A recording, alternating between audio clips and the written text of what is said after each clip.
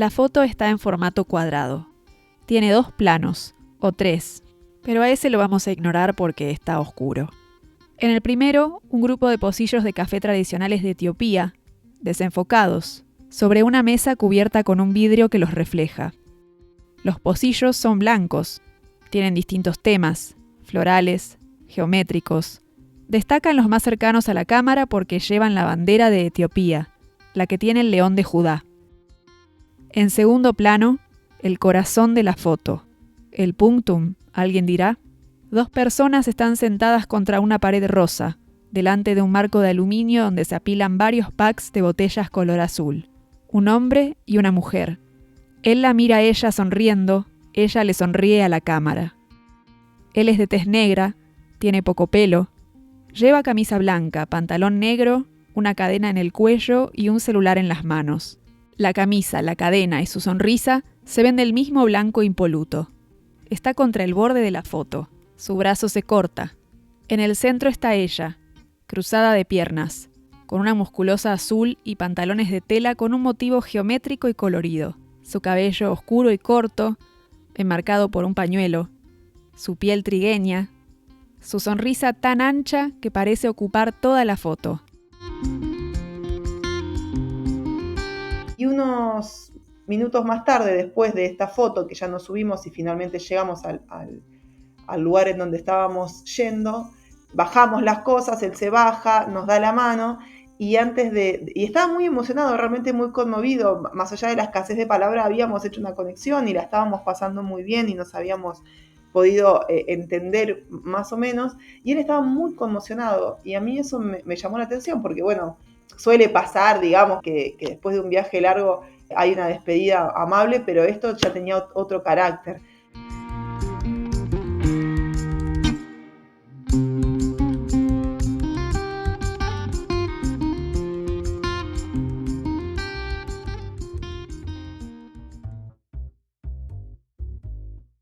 No sé bien cómo fue que llegué al blog de Laura. Solo sé que se me cruzó en la adolescencia, en mi momento más soñador con los viajes y las promesas de aventura. Después de años de ver con envidia a mi hermano yéndose de mochilero con sus amigos, mientras mis amigas no querían saber nada con eso. En aquel momento no existían los términos influencer o nómada digital, apenas teníamos Facebook y ni idea de qué sería Instagram. Los blogs estaban en auge y yo tenía mi lista de favoritos. Entre ellos el de Laura Lazarino, los viajes de nena. Sus experiencias me hacían soñar, pero sobre todo, lo que ella escribía me hacía pensar que era posible para mí hacerlo. Me identificaba con su visión más sintiente y vulnerable, de nena caprichosa a veces. Me inspiraba su imagen de chica de pueblo que con una carpa y haciendo dedo había llegado a la Antártida. Con el tiempo logré hacer mis propios viajes, experimenté en carne propia lo que se sentía, desmitifiqué muchas cosas y entendí qué necesitaba y qué no de ese vaivén. Pero, aunque ya no tenga esa fascinación adolescente, sigo de manera constante lo que Laura publica en su Instagram y newsletter, porque ella sigue transmitiendo la misma frescura, la misma pasión por lo que hace. La vi transformarse de licenciada en turismo que viajaba extendiendo de alguna manera sus vacaciones a viajera y escritora bien plantada en esos rótulos, con 14 años de ruta encima y habiendo pisado casi todos los continentes. Pedirle que me hablara de la historia de una foto importante parecía algo inabarcable. Ella me dio a elegir entre 3 imágenes y me quedé con la de su último viaje por África. Elegí esa foto porque por varias razones, en realidad. Me parece que no es la foto que todo el mundo espera ver cuando le decís que viajaste a África, ¿no? Dentro del imaginario de las personas, o sea, las de que viajaste a África y todo el mundo está esperando la foto con el león o el elefante, viste, la foto del safari. Y mi viaje a África, si bien tuvo de todo eso y lo disfruté un montón, fue un viaje atípico por el hecho de haber viajado a dedo, ¿verdad? Yo viajé a dedo durante 16 meses, 17, desde Egipto hasta Sudáfrica, con lo cual esa elección hizo ya de movida que todo el viaje fuera diferente. Sin embargo, para mí esa foto en particular es muy especial, es una foto que es en Etiopía, En la segunda vuelta, porque el viaje, o sea, nosotros entramos a Etiopía desde Sudán y estuvimos 2 meses, después nos fuimos para el lado de Somalilandia y de Djibouti y después volvimos a entrar. Y esta foto es de uno de esos primeros días de la segunda vez que entrábamos al país. Y a mí me gusta mucho por lo que significa y me gusta mucho la foto en sí porque, bueno, a la vez es una foto en donde yo tengo una cara de mucha felicidad y la persona que está al lado mío, que es el camionero que nos estaba llevando, también me está mirando con alegría. Y entonces te decía lo que significa, primero porque, bueno, Etiopía fue el país más difícil en el que a mí me tocó viajar en los más de 15 años que hace que me dedico a la escritura de viajes y con la experiencia que tengo, nada, nunca se ha comparado con el desafío que representó Etiopía. Y entonces yo estaba como un poco, me fui la primera vez un poco contrariada con el país y cuando volví fue como volver a un lugar conocido y mi actitud cambió completamente y lo empecé a disfrutar y a aceptar más, inclusive aunque no pudiese entenderlo. Salvo por los 6 años en que fue ocupado por Italia, Etiopía es el único país de África que nunca fue colonizado. En su libro África Madre, la iniciación, Laura escribe sobre su experiencia allí, el choque cultural, las dificultades para alimentarse con un paladar de Occidente, el orgullo nacional de sus habitantes. En la calle se topa con un afiche, que bien podría ser un meme, donde un león macho y su cría caminan de espaldas con un diálogo saliendo de sus cabezas. Papá, ¿qué se siente perder una guerra? No lo sé, hijo. Somos etíopes. Entonces me gusta, mi expresión es muy genuina, pero más allá de eso me gusta también porque la historia que hay detrás de esa foto y es que cuando uno dice viajo a dedo, sobre todo cuando yo era un poco más chica y la gente le resulta imposible juzgarte desde su percepción o desde sus ideas concebidas y en la gran mayoría de los casos son personas que nunca viajaron a dedo. Entonces, lo que piensan es que viajar a dedo es peligroso, que uno viaja a dedo por pobre, porque no quiere pagar y por croto. Y además hay una concepción muy capitalista que es la que a mí más me molesta, que es el hecho de que vos haces algo gratis aprovechándote de los recursos de la otra persona, ¿no? Como si uno estuviese sacando ventaja de una forma avara o codiciosa respecto de la otra persona que es quien te lleva. Y para mí no es así, para mí, primero que, a ver, es verdad que vos estás viajando sin pagar, en eso consiste el autostop, pero me parece muy básico reducir todos los intercambios que tenemos los seres humanos a una cuestión económica, ¿no? Entonces, como si no hay dinero de por medio, nada vale. Y en realidad cuando viajás y empezás a conversar con la gente, en especial con los camioneros, te das cuenta de que las personas que te frenan, más allá de que quieren hacer una buena acción y tienen una generosidad indiscutible, muchas veces también te llevan porque ellos también tienen una necesidad que de un modo u otro vos venís a cubrir, ya sea el camionero que está aburrido y que tiene un montón de kilómetros por delante, que quiere después contar la historia de esa vez que llevó a los mochileros, o muchas veces nos ha pasado de que hay gente que te frena y tiene un problema y te lo quiere contar, y bueno, en el caso de este camionero en particular, era un hombre que tenía mucho entusiasmo, se lo veía muy contento, muy pocas palabras para poder comunicarse porque nosotros no hablábamos amárico y él no hablaba inglés más que un inglés súper rudimentario del colegio. Entonces, bueno, todo era como muy limitado, pero así todo, él se hacía entender y con gestos y demás. Y fue un viaje por el este de Etiopía. Y entonces en un momento, un viaje bastante largo, nosotros estábamos entrando nuevamente y necesitábamos llegar a Addis Abeba, a la capital.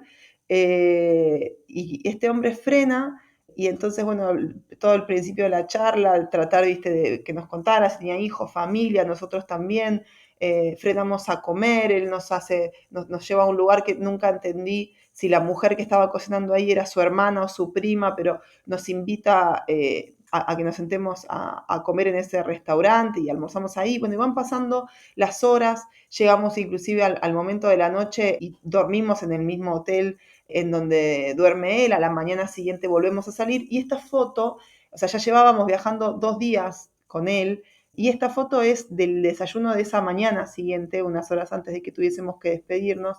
Cuando digo nos invita es que nos pregunta si queremos, nos sentamos ahí, tomamos el café, que en Etiopía se hace alrededor de una ceremonia, y unos minutos más tarde, después de esta foto, que ya nos subimos y finalmente llegamos al lugar en donde estábamos yendo, bajamos las cosas, él se baja, nos da la mano y él me señala mi bota y yo miro y no entendía, y cuando presto atención yo estaba pisando un sachet de, no sé si era whisky, licor. En Etiopía el alcohol fuerte, se vende en botellas, pero también se vende en sachet, en paquetitos muy chiquitos, como que es mucho más barato y es un alcohol de muy mala calidad y es lo que toma la gente que no puede pagarse una botella, ¿no? Y es como una cuestión muy cotidiana. Y entonces él me dice o me da a entender que era la primera vez que como que había podido pasar tantas horas sin tomar alcohol, que nuestra compañía había sido lo suficientemente entretenida como para que el viaje no se le hiciera tan pesado y pudiese seguir adelante con su tarea. Y claro, fue un shock, no te puedo profundizar mucho más en la situación de cuál era su situación personal, porque él simplemente se limitó como a señalar eso y a hacer el gesto y la mímica de que él todos los días tomaba, y bueno, y nos dijo que desde ayer, gracias a la conversación, la había pasado muy bien y que agradecía muchísimo nuestra compañía por eso. Y me gusta, ya te digo, esta historia precisamente por lo que significa. Muchas veces nosotros no conocemos el mundo de la otra persona, de nadie, solemos juzgar por lo que vemos, por lo poquito que conocemos, y a veces con una simple conversación o una simple compañía podemos estar generando un cambio sin ser conscientes, y por eso siempre recuerdo esta foto, porque a mí me impactó, yo no tenía ni idea que esto era lo que pasaba por la vida de él, y que su alegría era genuina justamente porque, bueno, lo estaba pasando muy bien y significaba mucho. Cuando me preguntaban qué quería ser de grande, yo pensaba en dos cosas: independiente y fuerte. Quería ante todo tomar control de mi vida, ganar mi plata, vivir sola para dejar de compartir cuarto. Después, una fantasía de televisión. Yo quería ser fuerte, y fuerte significaba ser capaz de dar patadas voladoras. Caminar por la calle con la seguridad de que cualquiera que se me animara iba a terminar así, como en las películas de hombres todopoderosos que siempre esquivan balas, dan piñas certeras y apenas si salen con un rajuñón. No me había puesto a pensar en lo patriarcal del asunto hasta esta mañana. Alguien me escribió: «Me estoy devorando tu libro. ¡Qué mujer más fuerte!». Y yo tardé en caer que no hablaba de un personaje, sino de mí. Y entonces me di cuenta que con casi 37 sigo viendo esas series de hombres, siempre hombres. No se habla de la fortaleza que hay que tener para cargar un pibe 9 meses adentro de tu cuerpo y otros tantos en tus brazos. De la que se necesita para hacer una carrera y no abandonar. De lo duro y difícil que es ponerle un límite a las personas. Decir: no opines sobre mi cuerpo. No tengo hijos porque no se me da la gana. ¿Qué comentario de mierda el que me estás haciendo? No. Estoy aprendiendo a no discutir los halagos, la modestia, esa cosa de señoritas. Y a escuchar. Por eso tardé en caer, pero después sonreí. Sí, soy fuerte. Soy fuerte porque me adapto, porque me pongo metas y me las creo, porque me levanto, porque lloro y puteo, pero no me detengo, porque tengo la capacidad de no odiar, incluso a esos que hicieron todo lo posible porque así fuera. Soy fuerte, porque siento, porque me lo banco, porque como en esta foto, aún en los momentos donde menos yo me siento, soy capaz de sonreír. Lau me había pasado la foto desde un enlace de Instagram. En el posteo estaba acompañada de este texto, que fue lo que me resonó para elegirla.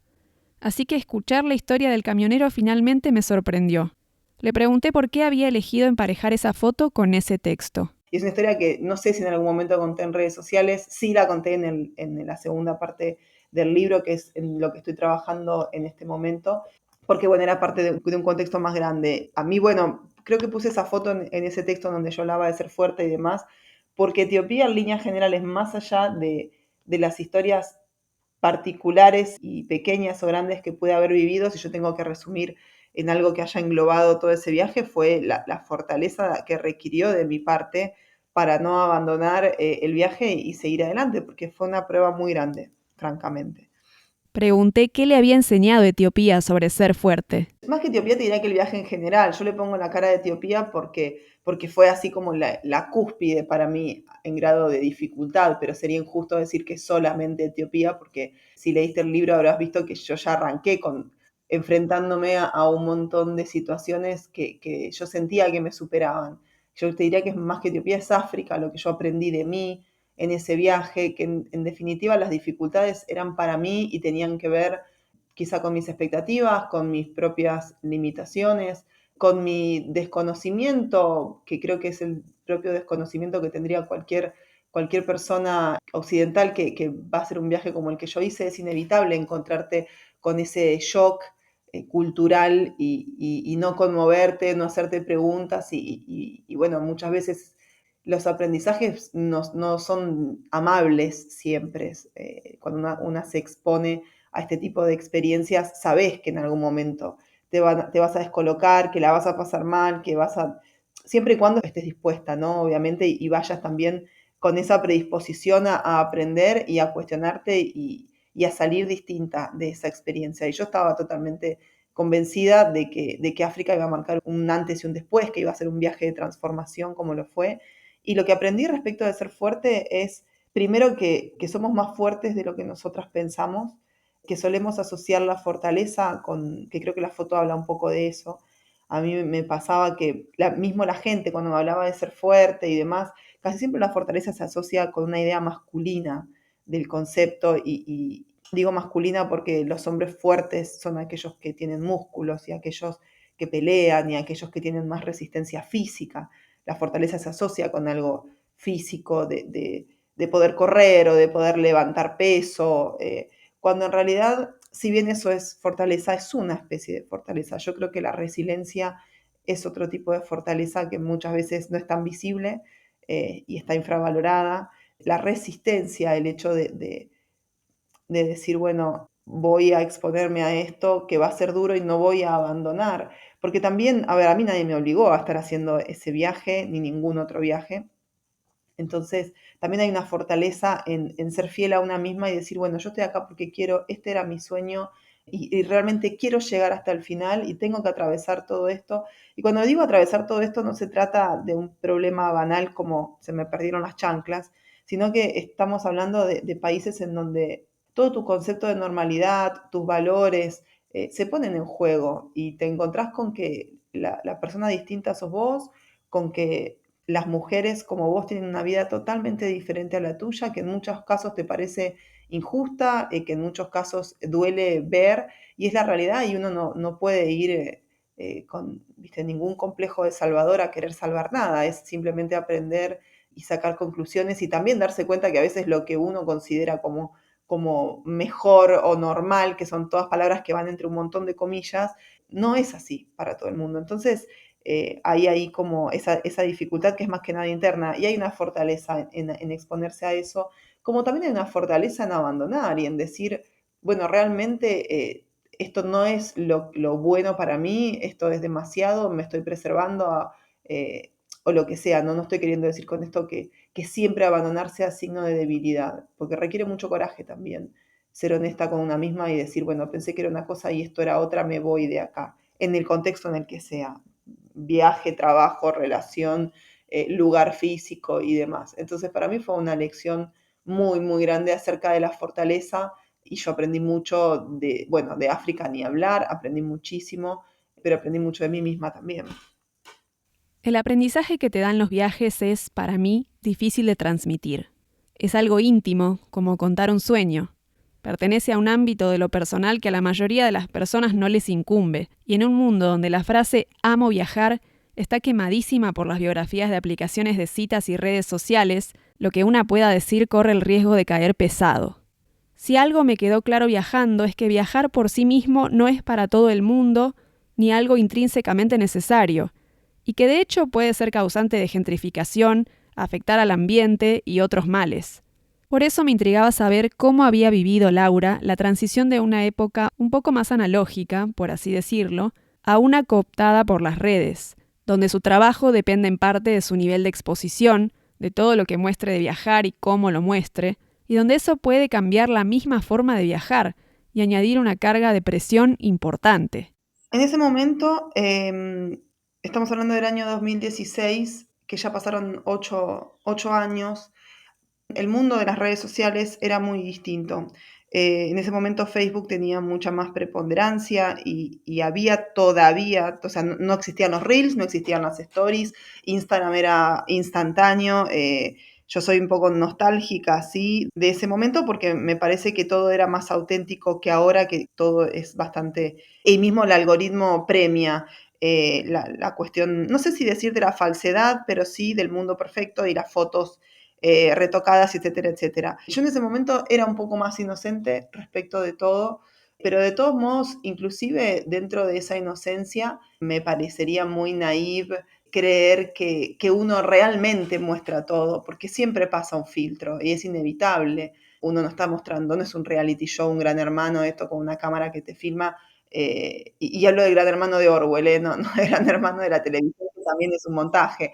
En ese momento sí, yo sentía muchísima presión de una cuestión de decepción, porque a mí lo que me pasaba es que yo, viste, subía algo de África y recibía muchísimos mensajes del estilo, ay, estás viviendo mi sueño, aprovechalo, es lo mejor que te puede pasar. Y es muy difícil, viste, cuando tenés un montón de gente que está disfrutando a través de lo que vos haces, venir y decirle, che, esto me está costando un montón, me parece dificilísimo, estoy pensando en volverme y demás. Es duro. Pero sí, yo opté por, a mis tiempos y a mi manera, comunicarlo y escribí un post incluso que se llama No somos irrompibles, que todavía está ahí subido. Yo en ese momento posteaba mucho en el blog en vivo y en directo, cosa que ya 8 años después, si lo hago en un newsletter para un público que selecto, quiero decir, un público que se suscribe y que realmente está ahí porque decide y no viste el blog que estaba abierto a todo el mundo. Pero en ese momento era así, y yo lo posteé con duda y temor, y lo que obtuve fue todo lo contrario, fue como muchísimo apoyo y agradecimiento por esto mismo que vos estás diciendo, el tema de la sinceridad. Hoy por hoy, que las reglas del juego han cambiado, admito que a mí me aburre un poco, las redes sociales me aburren, lo vivo de un modo distinto, quizá hago comunidad por otros caminos, como este que te digo de la newsletter, y también he decidido filtrar muchísimo más mi vida privada de lo que lo hacía en ese momento, por una cuestión de esta doble vara de la exposición. Instagram te premia por subir selfies, tu cara en primer plano una y otra vez. Si subís un detalle o un paisaje no tan impactante, la foto suelen verla pocas personas. Y ni hablar de que lo que quiere el algoritmo cambia constantemente. ¿Cómo se comunica un viaje de forma sincera si tenés que subir todo el tiempo fotos de tu sonrisa? A mí las fotos que más me gustan son las fotos espontáneas, que no están posadas, digo, las fotos en movimiento, las fotos en acción, fotos tomadas quizá, sí, más auténticas. Obviamente que no vas a subir una foto con cara de culo porque nadie quiere ver eso, ni siquiera una misma quiere verse de esa manera, pero si vos mirás mis fotos, a mí me pasa hoy que yo busco fotos mías de África, o si mirás mis fotos en el feed de Instagram, yo aparezco muy pocas veces. Y no se trata de que estuviese escondiéndome de una tristeza o de algo, sino que para mí lo importante no era yo. Lo importante era el viaje que yo estaba haciendo, pero no necesitaba estar yo en primer plano. Hoy me arrepiento muchísimo, porque no tengo fotos mías sola. Hay fotos con quien era nosotros dos, con quien era mi pareja. Hay fotos de él solo, creo que él la tenía como más clara. Y yo no estoy sola en las fotos. Es como que la mayoría de las fotos las saqué yo. A mí me gustaba estar atrás de la cámara y retratando ese momento. Y hoy me lamento, pero sí me doy cuenta de que es inevitable, porque por más que uno se sienta individual, distinto, capaz de tomar sus decisiones, te lleva a la tendencia, somos parte de un rebaño, es así, y las redes sociales te llevan a mostrarte en primer plano, porque si no, no te muestran a nadie y la gente quiere ver gente. Entonces, si miras mi feed, te das cuenta en ese cambio. Ahora yo casi todas las fotos que subo estoy yo, y me parece un acto, no sé, es un narcisismo colectivo el que estamos viviendo, y en el viaje por África yo tenía otro enfoque y era otra mirada, y es una mirada que me gustaría a mí en mis viajes intentar recuperar. Recuperar el acto de mirar sin estar en el centro. Tal cual, no estar tan preocupada por... A ver, para mí las redes sociales son un mal necesario, yo no voy a venir a despotricar contra ellas porque me han ayudado muchísimo en la construcción de mi carrera, el hecho de la democratización de la información, de las oportunidades. Yo sigo viviendo en el barrio de mi infancia, en una ciudad en donde no hay mucha cabida para lo alternativo, en donde el único medio de comunicación que hay es parte del gobierno local y lo artístico pasa por el amiguismo, digamos, con lo cual si yo no fuese por internet, yo no sé cómo hubiese sido para mí si hubiese podido publicar en algún medio, partiendo de mi lugar de nacimiento, no, y no sé cómo hubiese sido para mí llegar a un medio por ahí un poco más grande sin tener un apellido, una palanca o algo por el estilo. A mí internet me permitió eso. Me permitió, como te digo, construir una carrera en la escritura, en la comunicación, en los viajes, construir un nombre, una marca personal. Yo no reniego en absoluto, pero sí hay una realidad, y es que es la coyuntura política y social que vivimos el día de hoy, hace que la tendencia vaya más para ese lado. Yo cuando empecé a viajar, a mí lo que me importaba, y es lo que me sigue importando, es contar historias. Yo viajo para contar historias. Hay historias que me pasan a mí y en donde el centro soy yo, pero la mayoría de las historias no. Son de las personas, es como, ¿con qué historia arrancamos este podcast? Yo no te estoy contando mi historia, te estoy contando, ¿por qué elijo esa foto? ¿Por mí? No, te estoy contando la historia de este camionero, que a ver, me involucra porque yo soy parte de, pero en definitiva el foco está puesto en otro lado, y me parece que hoy las redes sociales eso no vende. Y las cuentas que más mueven y las cuentas que a donde más foco se le pone y demás, es la cuenta que está puesto en uno. Es un mírenme constante que, bueno, a mí particularmente, quizá porque ya soy de otra generación, me aburre, pero creo que convierte a los viajes un poco en frivolidades, que estamos todo el tiempo mirándonos el ombligo y muchas veces no hay cabida para contar otras historias que a mí como lectora son las que me interesa consumir también. El problema quizás sea tener que meter una vivencia, una historia, dentro de la palabra contenido, una caja, un cuadrado masticable para miles de personas.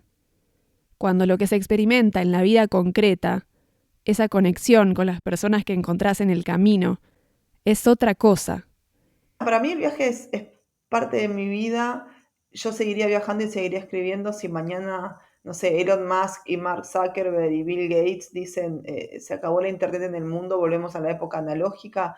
Eso no me va a impedir a mí. Obviamente me dificultaría muchísimo mis ingresos, como a un montón de otra gente, porque hoy por hoy todo lo que yo hago está sí o sí ligado a una buena conexión de Wi-Fi, pero no dejaría ni de viajar ni dejaría de escribir. A mí lo que me motiva de viajar y de escribir no pasa por una cuestión de redes sociales. Ya a esta altura de mi vida, como te digo, tengo 39 años, hago esto desde los 22 más o menos, es parte de mí, es parte de quién soy y es parte del modo en que yo concibo la vida y del modo de vivir. No es que es una etapa, como pensaba mucha gente, ¿viste? Bueno, es una etapa de la juventud, ya va a sentar cabeza, se va a casar, va a tener hijos y va... No, mi vida es esto y voy a hacer esto hasta el día que me muera o hasta el día en que el cuerpo me lo permita.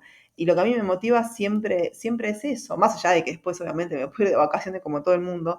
Cuando yo me refiero a viajar y hacer estos viajes largos, a ponerse la mochila, es el intercambio con el otro, son las historias que puedo contar, las historias que me motivan, las personas que quiero conocer y cruzarme en el camino. Y por eso hoy por hoy yo hay viajes que hago que no los transmito en redes y me los guardo para mí y que después los escribo en algún artículo, en alguna newsletter, pero uso las redes tal vez para comunicar en el propio lenguaje de las redes, para seguir ahí, digamos, y no perderme en este mal necesario, pero sí, a mí lo que me interesa de viajar sigue siendo lo mismo y es poder contar estas historias y comunicarlas y compartirlas.